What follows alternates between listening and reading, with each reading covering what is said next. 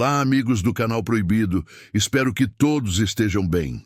Preparem-se para uma história que desafia a lógica e mergulha nas profundezas da alma.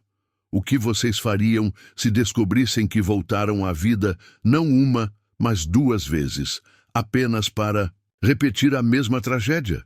Hoje, trazemos um relato que ecoa além do véu da morte, onde memórias se entrelaçam, culpas se perpetuam e a música que deveria curar torna-se um grito preso na eternidade. Vocês estão prontos para ouvir a voz de quem viveu, morreu e voltou, carregando o peso de um destino inescapável? Alguém aqui pode me escutar? Quem consegue me ouvir? Meus olhos ainda se ajustam à claridade. Onde está a mulher que me trouxe calor? Ela me recebeu com orações e energias, guiando-me até este lugar. Ela pode me ouvir? Vocês sabem de onde eu venho. Eu te imploro que não me obriguem a retornar. Venho de um lugar onde a escuridão é eterna e o vento sussurra lamentos de angústia. Você pode me enxergar, não é? Sim, pode. Não se assuste com minha aparência. Dona Helena insistiu que fizessem o penteado que eu amava e até permitiu que colorissem meus lábios com seu batom. Ainda há batom em meus lábios? Ela não me deixava usar essas coisas, mas me concedeu esse mimo quando deixei a vida. Eu parecia alguém que repousa, maquiada para o sono, mas já não podia mais sorrir. Não sei como é sorrir com batom nos lábios.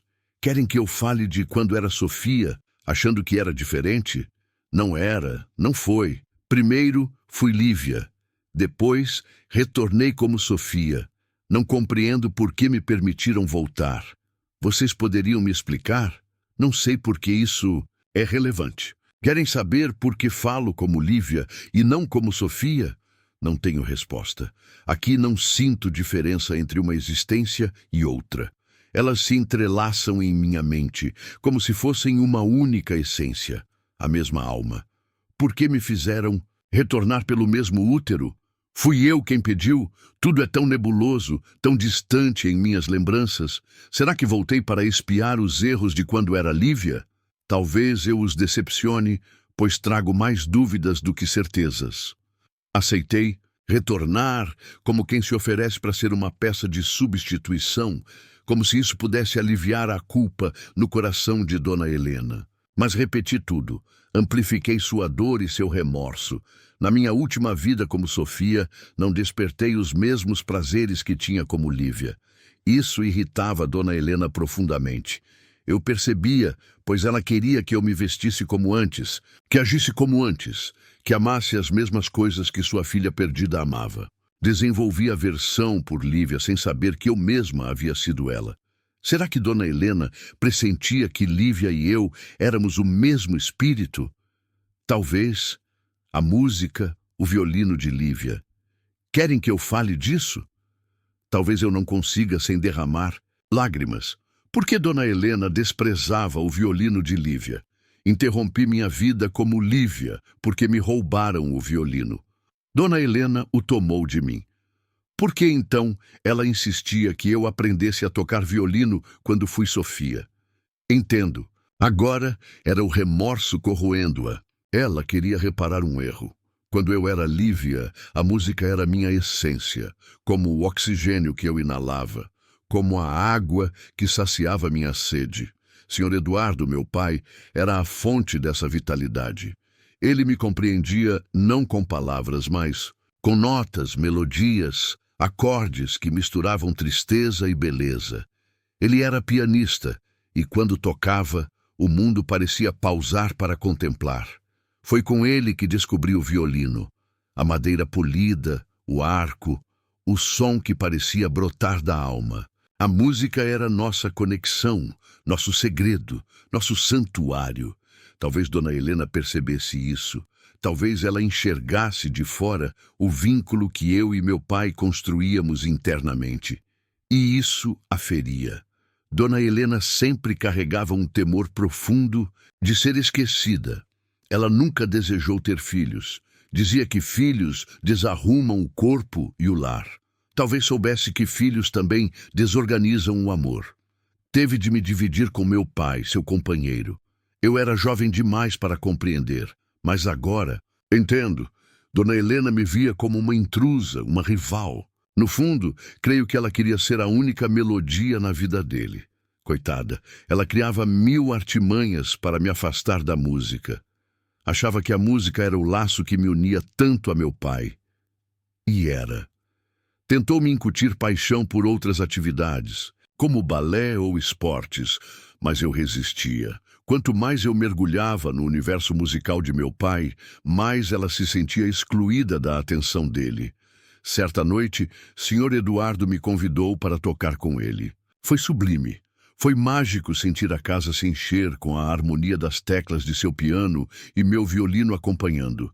Mas Dona Helena não se comoveu com a beleza daquele instante. Irrupiu na sala, irritada, exigindo minha ajuda em tarefas domésticas. Inventava afazeres como quem espalha espinhos. Ela e meu pai discutiram gravemente naquela noite, e no dia seguinte, meu violino desapareceu. Perder o violino foi como perder o chão sob meus pés, como ter o ar arrancado de meus pulmões. Fui murchando por dentro. Eu via a satisfação nos olhos de Dona Helena, sua alegria contida, a esperança brilhando em suas expressões. Ela tentou me apaziguar com promessas vazias, aulas de balé, ginástica, coisas que não me interessavam. Isso só me afastava mais dela, isolando-me num mundo sem cor, sem sentido. Não sei que sentimentos fui cultivando por Dona Helena. Às vezes raiva, às vezes pena. Talvez eu tivesse aceitado silenciar a música dentro de mim se meu pai tivesse voltado sua atenção para ela. Mas não foi o que aconteceu. Quando o Sr. Eduardo anunciou durante o jantar que queria se separar, o mundo de Dona Helena desmoronou. Ela me lançou um olhar que misturava dor, raiva, medo e acusação. Sim, ela não hesitou em me culpar. Ele se levantou, foi ao piano e despejou sua tristeza em melodias melancólicas. Fui para meu quarto. Querem saber por que fiz o que fiz? Não sei ao certo. Talvez quisesse dar a ela uma culpa verdadeira, ou talvez quisesse apenas morrer junto com a música que já agonizava em mim. Se eu saísse da vida deles, ela teria a chance de tê-lo só para si. Sei lá. Sr. Eduardo tocava. Levantei-me, fui ao banheiro, abri o armário onde Dona Helena guardava os comprimidos, tomei todos e me deitei, como quem deseja dormir, mas sem intenção de acordar. Dói demais revisitar essas memórias, mas preciso falar. Não sei quanto tempo permaneci num vazio absoluto. Fui despertada pelos gritos de angústia de Dona Helena, mas não estava em minha cama. Sentia cada ponta da dor dela como se fosse minha. Um aperto no peito que subia pela garganta, sufocando a respiração, deixando-me ofegante. Buscava o ar com desespero, mas ele não preenchia o vazio dentro de mim. Por que fiz isso? Porque estava conectada à dor dos meus pais. Tudo ali era frio, escuro. Não sei por quanto tempo vivi essa aflição. Às vezes estava naquele lugar. Então, ouvia o piano de Sr. Eduardo e me via em casa. A música me puxava, trazendo um pouco de paz. Meu pai não partiu, não se separou de Dona Helena. Talvez nunca tenha realmente pretendido isso. Querem saber como voltei? Não lembro com clareza. Saí da vida aos 14 anos. Dona Helena tinha 34, ainda em idade fértil. Não estou fugindo da pergunta. Minha memória está confusa. Pedi para voltar. A quem pedi? Quem decide quem entra ou sai da encarnação? Pensei que fosse algo natural. Quando nasci pela segunda vez, Sr. Eduardo abandonou o piano, silenciou a música dentro de si. Autoproteção? Não sei, talvez temesse repetir a história. Deve ter sido doloroso para ele. Dona Helena carregou mais essa culpa, sofrendo tanto quanto ele. Foi aí que ela errou novamente. Como Sofia, cresci num lar onde a música não era espontânea, mas uma imposição de Dona Helena. Ela esperava que eu reacendesse a paixão artística em meu pai, forçando em mim um gosto que eu rejeitava. Não sei porquê, mas tinha repulsa pelo violino. Ela queria que eu fosse como Lívia. mas eu era outra pessoa, com outros desejos e um trauma que Dona Helena desconhecia. Em casa, a morte de Lívia era um assunto proibido, um tabu. Dona Helena o quebrou quando, para justificar sua pressão, revelou os detalhes daquela noite trágica, mas com a intenção de me responsabilizar por resgatar o amor de meu pai pela música. Ela acreditava que podia remendar o passado, continuar.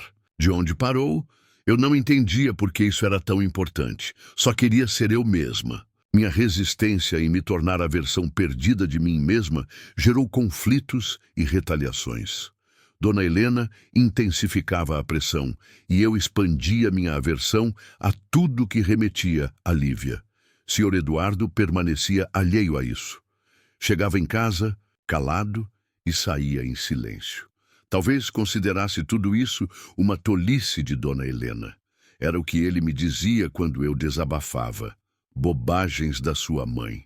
Mas nossos conflitos ganharam proporções que começaram a perturbá-lo. Dona Helena, rígida como aço, mal me permitia algo. Eu tinha 13 anos quando tudo desmoronou. Ela me repreendeu severamente por usar seu batom. Nunca a vi tão transtornada.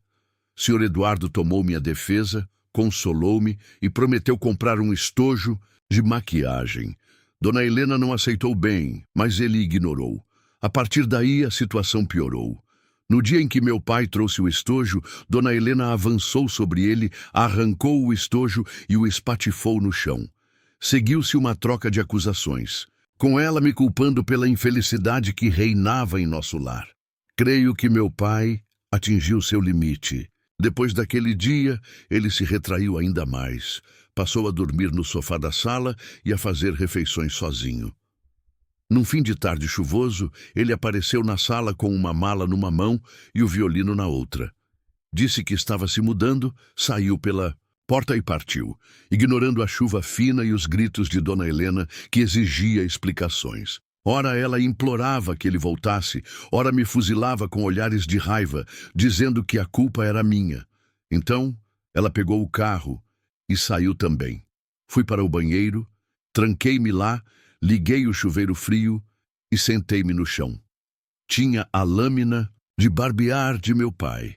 Primeiro um pulso, depois o outro. O calor da vida escapava pelos cortes, misturava-se à água gelada e escorria pelo ralo.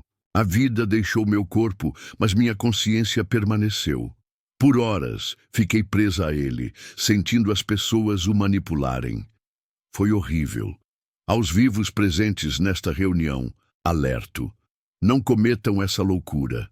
Não há sofrimento no plano físico que supere o que se vive aqui, pois a dor trazida persiste.